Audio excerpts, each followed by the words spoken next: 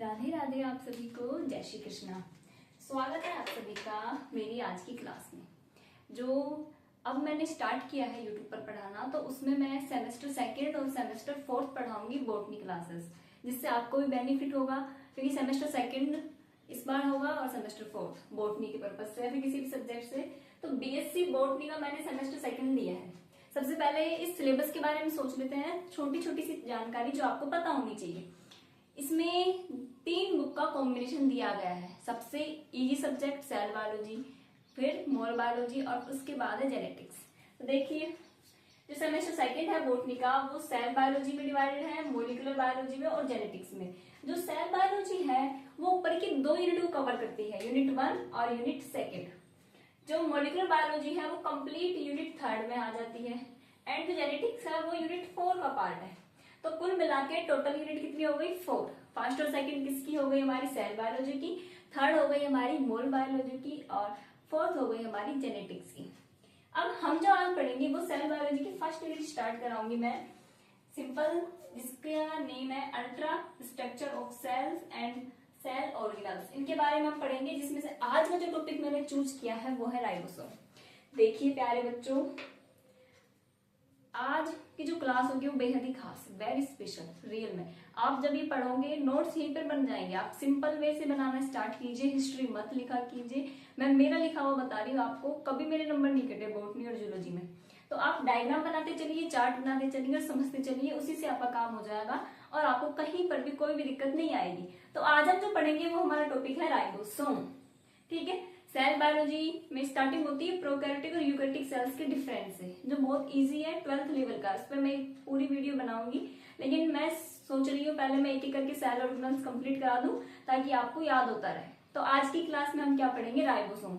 ये बिल्कुल ऐसे ही है जैसे बर्गर। ठीक है, बर्गर होता है ना, बड़ा छोटा पाव जो होता है, उसके अंदर क्या रखे होते हैं?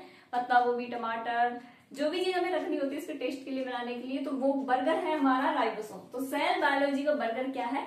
राइबोसोम। अब इसके बारे में हम क्या क्या पढ़ेंगे वो देख लेते हैं एक बार। इतना तो समझ में आ गया कि हम बॉटनी का सिलेबस सेकेंड सेम का स्टार्ट करा रहे हैं, जिसमें हमने फर्स्ट यूनिट का एक टॉपिक ले लिया है राइबोसोम। अच्छा, क्या आप बता सकते हैं राइबोसोम के अदर नेम क्या क्या है? हम कंप्लीट पढ़ेंगे। ठीक है, राइबोसोम को हम पूरा देखेंगे, क्या है, किसने डिस्कवर किया, अक्रेंस क्या है राइबोसोम। ठीक है, राइबोसोम देखिए, ये ऐसा सेल ऑर्गेनल है जो एक सेल में सबसे ज्यादा अमाउंट में पाया जाता है, सबसे ज्यादा संख्या में पाया जा रहा है। और ये ऐसा भी है, किसी से दुश्मनी नहीं है। ये प्रोकैरियोटिक सेल में भी प्रेजेंट है और यूकैरियोटिक सेल्स में भी प्रेजेंट है। इसकी एक खासियत भी है और ये कभी भी हो सकती है, इसमें यूनिट मेम्ब्रेन एब्सेंट होती है।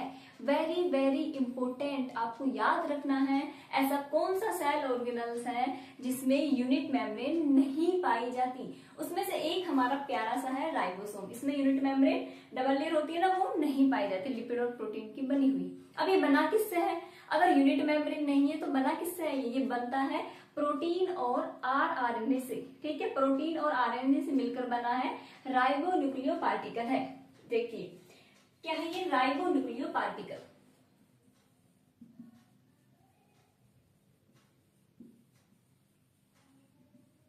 नाम से ही पता चल रहा है राइबोन्यूक्लियो पार्टिकल। ठीक है, आरएनए से मिलकर बना है और प्रोटीन से मिलकर बना है।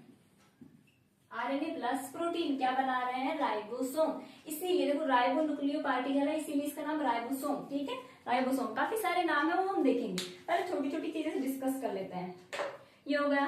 ठीक है, सबसे ज्यादा अमाउंट में पाया जाता है फर्स्ट। ठीक है, प्रोकैरियोटिक सेल्स में भी है, यूकैरियोटिक सेल्स में भी है। आपको याद होगा 12th से पढ़ते आ रहे हैं 10th में कि प्रोकैरियोटिक कोशिकाओं में जो बैक्टीरिया होता है उसमें कितना एस होता है? 70S। ठीक है, और यूकैरियोटिक कोशिकाओं में 80S। ठीक है, 70 और 80 का रेशो बना हुआ है यहाँ पर, 70-80 का रेशो बना हुआ है। ठीक है, उसको भी हम आगे पढ़ेंगे बहुत आसान तरीके से। तो प्यारे बच्चों, हमने अभी अभी देखा, इतना समझ लिया है हमने, राइबोसोम किससे मिलकर बना हुआ है? आरएनए और प्रोटीन से। यूनिट मेम्ब्रेन एब्सेंट है, प्रोकैरियोटिक यूकैरियोटिक सेल्स में पाया जाएगा और सबसे ज्यादा अमाउंट में पाया जाएगा। अच्छा, इसका काम क्या होता है? ये प्रोटीन सिंथेसिस से रिलेटेड होता है। ओके, क्यों?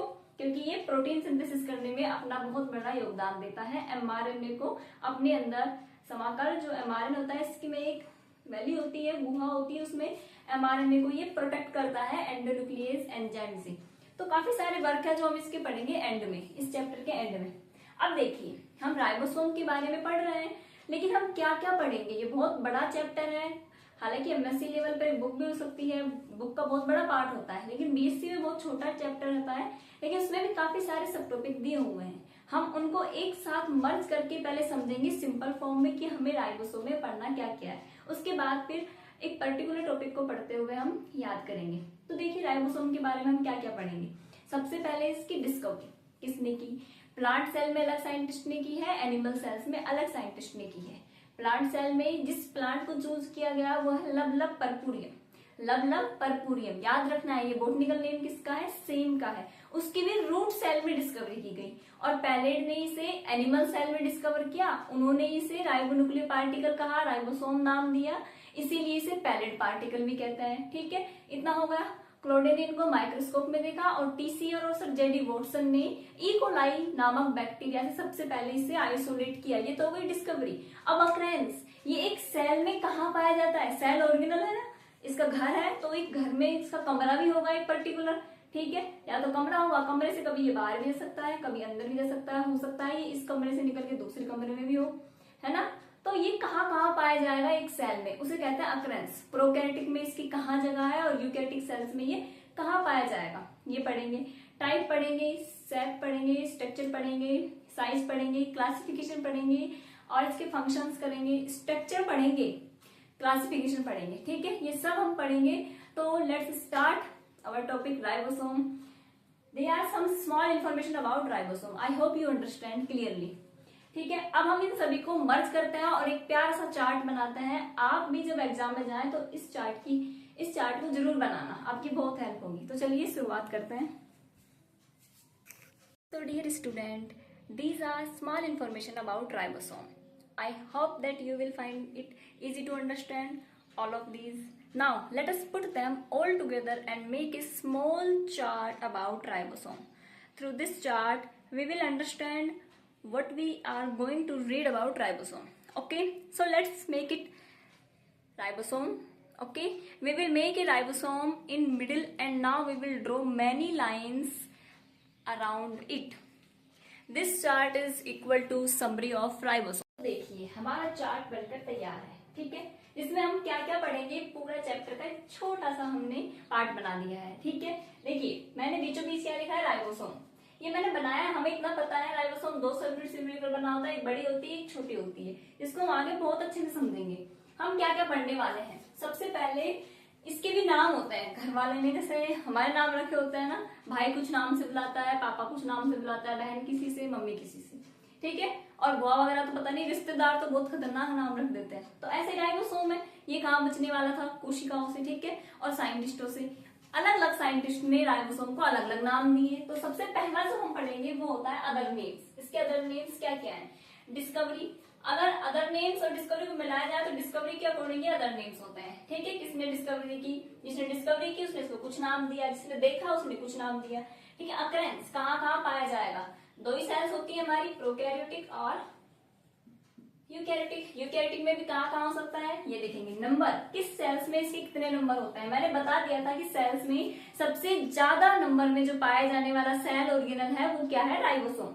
ठीक है, नंबर। अब आता है इसकी शेप कैसी है, साइज कितना होगा, प्रोकैरियोटिक सेल्स में कितना एंगस्ट्रॉन होगा और यूकैरियोटिक सेल्स में कितना एंगस्ट्रॉन होगा। सिंपल एक नंबर का क्वेश्चन बन सकता है कि प्रोकैरियोटिक सेल्स में राइबोसोम का साइज शेप क्या है। आइसोलेशन, इसे कैसे अलग कर सकते हैं, आइसोलेशन करेंगे तो इसको एक एस सिंबल से रिप्रेजेंट करते हैं, हमने देखा होगा 70s और 80s। सेडिमेंटेशन कोएफिशिएंट है स्क्वायर पर यूनिट, जो आइसोलेशन से मिलती है। सब यूनिट कितनी सब यूनिट होती है, 2 होती है। क्लासिफिकेशन प्रोकैरियोटिक सेल्स में और यूकैरियोटिक सेल्स में। स्ट्रक्चर कैसी होती है इसकी वो देखेंगे, और लास्ट में हम देखेंगे इसके फंक्शंस क्या क्या हैं। तो देखिए शुरू करते हैं हम फर्स्ट टॉपिक से, अदर्स नेम। याद करते हुए चलेंगे भाई, राइबोसोम को किस साइंटिस्ट ने क्या नाम दिया। अदर नेम देखते हैं, काफी सारे हैं और एग्जामिनर सिंपल पूछ भी सकता है आपसे कि आरएनपी किस सेल ऑर्गेनल का नाम है, पैलेट पार्टिकल किस सेल ऑर्गेनल को कहते हैं, माइक्रोसोम किस सेल ऑर्गेनल को कहते हैं। ठीक है, तो समझते हैं हम आगे। ये बच्चों हम 3 टॉपिक को एक साथ पढ़ेंगे, अदर्स नेम, डिस्कवरी, अक्रेंस, जो तीनों ही एक दूसरे से मिले हुए हैं। सबसे पहले हम डिस्कवरी देख लेते हैं। जो डिस्कवरी है वो प्लांट और एनिमल सेल में अलग अलग की गई है, अक्रेंस भी है और अदर्स नेम भी है। ये तीनों एक दूसरे से किस तरह मिले हुए हैं, चलिए आइए समझते हैं।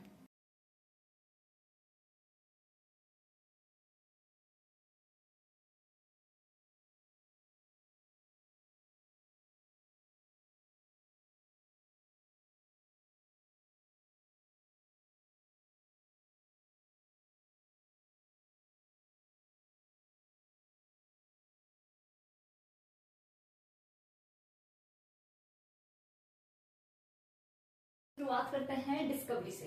ठीक है, याद रखना डिस्कवरी, अक्रेंस और अदर नेम तीनों एक दूसरे से मिले हुए हैं, बहुत ही आसान तरीके से, घबराना नहीं है। देखिए डिस्कवरी अब प्लांट्स में अलग ने की है और एनिमल सेल्स में अलग ने की है। ठीक है, प्लांट सेल्स में किस साइंटिस्ट ने की है, नाम याद रखना है, रॉबिन्सन एंड ब्राउन 1953। ठीक है, रॉबिन्सन एंड ब्राउन ने 1953 में प्लांट सेल में राइबोसोम की डिस्कवरी की।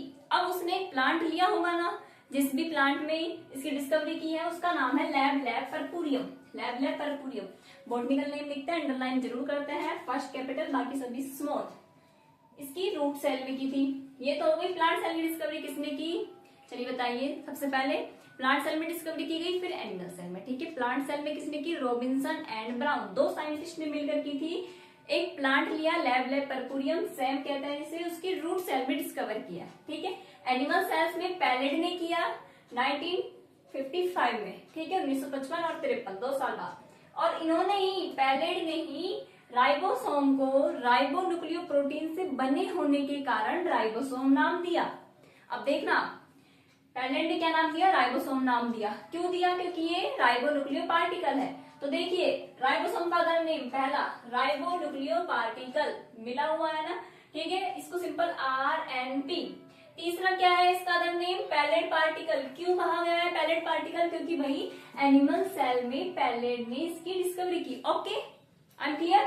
अगेन नेक्स्ट आता है, ये तो हो गई डिस्कवरी से रिलेटेड। अब आता है हम अक्रेंस। अक्रेंस क्या है, एक साइंटिस्ट और है। डिस्कवरी में हमें 2 नाम और याद रखने पड़ेंगे, टीसियर, मैं बता देती हूँ आपको सिंपल, टीसियर और कैलोड, टीसियर कैलोडे और JD वॉटसन। ठीक है, जो कैलोडे थे उन्होंने माइक्रोस्कोप में सबसे पहले राइबोसोम को नाम देखा और उन्होंने क्या नाम दिया, माइक्रोसोम।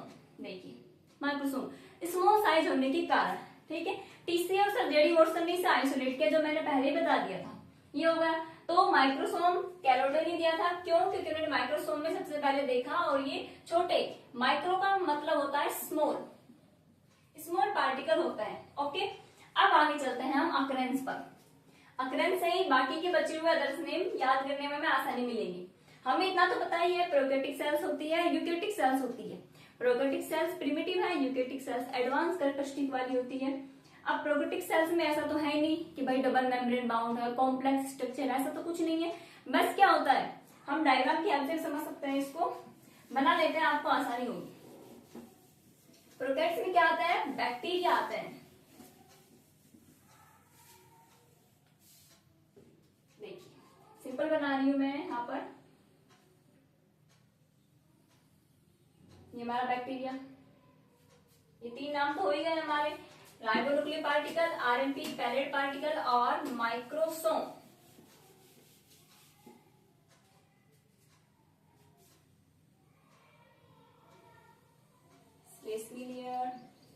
बैक्टीरिया में फ्लैजेला होता है मूवमेंट के लिए, मोशन के लिए। ठीक है, पिली, फिम्बरी, इस तरह की स्ट्रक्चर बैक्टीरिया में पाई जाती है, जो कंजुगेशन के लिए, सेक्सुअल रिक्वायरमेंट के लिए जरूरी होती है बैक्टीरिया में, अटैचमेंट के लिए। आपको पता होगा इतनी चीज। अब जो बैक्टीरिया होता है उसमें 2 तरह का जेनेटिक मटेरियल होता है। एक तो होता है जो फ्री फ्रॉम DNA, इसमें न्यूक्लियस, डबल मेम्ब्रेन ये कुछ नहीं पाया जाता, फ्री फॉर्म में पाया जाता है साइटोप्लाज्म में। और एक होता है सराउंडिंग, छोटा साइज का, स्मॉल साइज का, इसे कहते हैं प्लास्टिड। ठीक है, ये हो गया। अब आप इसमें बस इतना ही चीज होती है और कुछ ज्यादा होता नहीं है रेस्पिरेशन के लिए। इसमें यहाँ पर मीजोसोम बनते हैं, सेल मेम्ब्रेन, से। तो चलिए समझते हैं। हमने कहा कि बैक्टीरिया में राइबोसोम कहाँ है, देखिए प्रोकैरियोटिक सेल्स में, फ्री इन द साइटोप्लाज्म। बना देते हैं यहाँ पर हम। अभी देखा था 2 सब यूनिट होती हैं, काफी बार सब यूनिट अलग होती हैं, लेकिन कभी कभी जब प्रोटीन सिंथेसिस करना होता है तब उनको मिलना जरूरी होता है, वरना प्रोटीन सिंथेसिस नहीं होगा। ये हमारा जीन, डीएनए, जेनेटिक मटेरियल, इसने क्या बनाया, डीएनए से क्या बना, आरएनए। आरएनए में कौन सा, एमआरएनए। एमआरएनए जब यहाँ से बनकर आया तो ये दोनों सब यूनिट मिल गई और इसको प्रोटेक्ट कर रही है। ठीक है, तो क्या देखा, प्रोकैरियोटिक सेल्स में कहाँ पाया जा रहा है, फ्री इन साइटोप्लाज्म। इसमें 40% आरएनए होता है, 60% आर प्रोटीन होता है। केमिकल कंपोजिशन है ये, 2 चीज से मिलकर बना है। स्टार्टिंग से कह रहे हैं आरएनए, आर प्रोटीन। आर का मतलब क्या है, राइबोसोमल। इतना समझ में आ गया। अब देखिए, जो साइटोप्लाज्म में पाया जाता है राइबोसोम, उसे कहते हैं साइटोराइबोसोम। ठीक है, लिखा होगा मैंने ये अदर नेम में, साइटोराइबोसोम। यूकैरियोटिक सेल्स, ये तो प्रोकैरियोटिक सेल्स होगा। ठीक है, ये राइबोसोम है। अब आता है यूकैरियोटिक सेल्स में कहाँ होगा, यूकैरियोटिक सेल्स में तो सेल ऑर्गेनल्स भी काफी सारे होते हैं, वो भी डबल मेम्ब्रेन बाउंड भी होते हैं। तो हो सकता है कि राइबोसोम छुपने के लिए या फिर कुछ विशेषता हो गई इसकी, एंडोसिम्बायोटिक थ्योरी प्रदर्शित करते हुए सेल ऑर्गेनल में चला गया। आपको पता है सेल के ऐसे सेल ऑर्गेनल्स जो खुद का जीन बना सकते हैं, उसको न्यूक्लियस की जरूरत नहीं होती बनाने के लिए। कौन कौन से होते हैं, माइटोकॉन्ड्रिया और क्लोरोप्लास्ट। ठीक है, उसमें डीएनए भी होता है खुद का, राइबोसोम भी खुद का होता है। वो खुद का है, स्वतंत्र है भाई, अपना काम खुद कर लेंगे, जरूरत नहीं है किसी की भी। तो वो ज्यादा कंट्रोल नहीं कर सकते न्यूक्लियेशन पे। ठीक है, एंडोसिम्बायोटिक थ्योरी यहाँ पर देखने को मिल सकती है हमें। कैसे मिलेगी, देखिए, यूकैरियोटिक में राइबोसोम 2 जगह पर हो सकता है, साइटोप्लाज्म में और सेल ऑर्गेनल में। साइटोप्लाज्म में होगा, फ्री होगा, हम बनाते हैं यूकैरियोटिक सेल्स। प्लांट सेल बना देते हैं, क्योंकि एनिमल सेल बनाएंगे तो उसमें हम क्लोरोप्लास्ट नहीं दिखा सकते। ठीक है, ये प्लांट सेल। प्लांट सेल में लार्ज वैक्यूल होती है, इस वजह से हम न्यूक्लियस कहाँ पर बनाएंगे, साइड में बना देते हैं। यहाँ पर डीएनए हो गया प्लांट सेल का, क्रोमोसोम वगैरह, केंद्रिका। ये एंडोप्लाज्मिक रेटिकुलम। मैं सिंपल डायग्राम बना रही हूँ, आप अच्छे बनाने की कोशिश करना। वैसे मैं डायग्राम अच्छे ही बनाती हूँ। ये हमारा Golgi complex, mitochondria, lysosome, microsomes, ribosome. अब देखिए, ये राइबोसोम जो होते हैं वो केंद्रक झिल्ली पर भी पाए जाते हैं, न्यूक्लियर मेम्ब्रेन पर भी, और एंडोप्लाज्मिक रेटिकुलम पर भी पाए जाएंगे। आपने देखा होगा जब एंडोप्लाज्मिक रेटिकुलम में पाए जाए तो उसे खुरदरी कर देंगे। ठीक है, ग्रेनुलस कर देंगे, इसीलिए इसको रफ एंडोप्लाज्मिक रेटिकुलम कहते हैं। वैक्यूल होता है डिटॉक्सिफाई करने के लिए और ह्यूमिडिटी को मेंटेन करने के लिए। ये साइटोप्लाज्म हो गया, फ्री भी पाया जाएगा अलग अलग सब यूनिट में, और मिलकर भी पाया जाएगा। ठीक है, अब हम बनाते हैं इसका क्लोरोप्लास्ट, प्लांट सेल का प्लास्टिड। ग्रेना होता है, थायरोकोल्स होते हैं। अच्छा, जो सेल का लिक्विड लाइक पदार्थ होता है उसे तो हम साइटोप्लाज्म कहते हैं। ये तो क्या है, साइटोप्लाज्म। लेकिन माइटोकॉन्ड्रिया में भी होता है, उसे हम कहते हैं मैट्रिक्स। और क्लोरोप्लास्ट में भी जो होता है उसे कहते हैं स्ट्रोमा। याद रखना। ठीक है, जो क्लोरोप्लास्ट का लिक्विड लाइक पदार्थ होता है उसे कहते हैं स्ट्रोमा, माइटोकॉन्ड्रिया को कहते हैं मैट्रिक्स, और सेल्स के वो कहते हैं साइटोप्लाज्म। ठीक है, जिसमें सारे सेल ऑर्गेनल प्रेजेंट है। अब देखिए, एक यूकैरियोटिक सेल्स में कहाँ कहाँ प्रेजेंट है, मैं बना देती हूँ एक बार। रेड कलर से बना देते हैं ताकि आपको देखने में आसानी। एंडोप्लाज्मिक रेटिकुलम पर भी रेड कलर से बना देते हैं, यहाँ पर भी और यहाँ पर भी। दिख रहा है ना साफ साफ कहाँ कहाँ पाया जा रहा है राइबोसोम। 2 जगह, एक तो साइटोप्लाज्म में। अगर साइटोप्लाज्म में पाया जा रहा है उसे कहेंगे साइटोराइबोसोम, जो हमने अदर नेम में देखा था। ठीक है, फ्री भी हो सकता है, एंडोप्लाज्मिक रेटिकुलम से जुड़ा हो सकता है, और न्यूक्लियर मेम्ब्रेन से जुड़ा हो सकता है। जब सबयूनिट मिल जाती है तभी वो प्रोटीन फॉर्मेशन कर पाएगा। ठीक है, दूसरा है सेल ऑर्गेनल, जिसे कहेंगे हम ऑर्गेनो राइबोसोम। 2 सेल ऑर्गेनल रहते हैं जो राइबोसोम रखते हैं। ठीक है, फर्स्ट है क्लोरोप्लास्ट, प्लास्टिड जिसमें राइबोसोम है, और दूसरा है माइटोकॉन्ड्रिया, ये मैट्रिक्स में पाया जाएगा और यहाँ पर स्ट्रोमा में पाया जाएगा। ये हो गए हमारे अक्रेंस, डिस्कवरी और अदर्स नेम। आई होप आप इन्हें रिलेटेड कर सकते हैं आसानी से। अब आगे चलते हैं राइबोसोम के बारे में।